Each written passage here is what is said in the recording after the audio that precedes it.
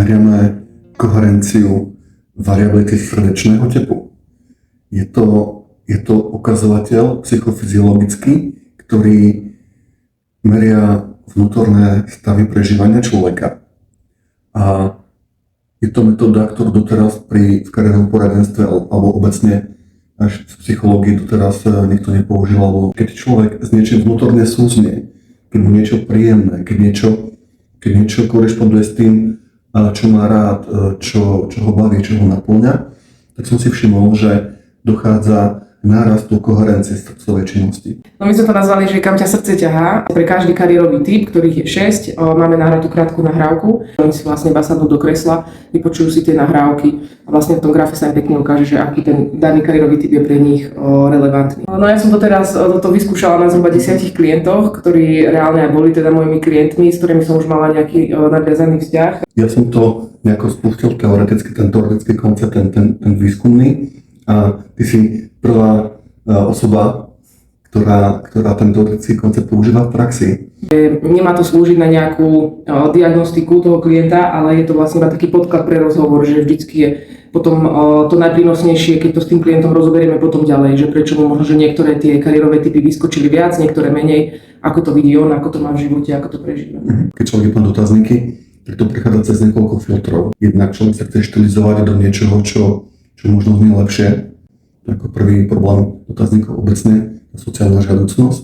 Preto prichádzame s touto metódou merania podvedomých procesov. Preto sa to volá aj autonómny nervový systém, pretože funguje nezávisle na vedomom prežívaní. V tomto senzore na jednej strane je svetelná dioda a na druhej strane je svetelný senzor. Tkanivo, teda ucho je veľmi tenké, tak ako prechádza krv v pulzoch cez tkanivo, tak sa zmení svetelnosť toho ucha. Takže podľa toho, ako svetlo prechádza alebo neprechádza cez ucho, tak my veľmi jednoduchým spôsobom môžeme merať činnosť srdca. Tu vidíme heart rate variability, teda vidíme, tu je počet úderov za minútu a vidíme, či sa srdce zrýchluje alebo spomaluje. Teda to je čistý počet úderov za minútu HRV. A tu naďalej vidíme už koherenciu ako koeficient harmonického priebehu činnosti srdca. Takže čím je tento koeficient koherencie vyššie, tým je to znak toho, že srdce bije harmonicky. No a keď človek hovorí o niečom alebo počuje niečo, s čím súznie, tak sa srdce harmonizuje a my to vidíme v priamom prenose tejto aplikácii. Predstavte si, že v práci môžete pracovať fyzicky, vlastnými rukami a priamo vidieť konkrétny výsledok svojej práce. Predstavte si, že v práci môžete pracovať na konkrétnych úlohách.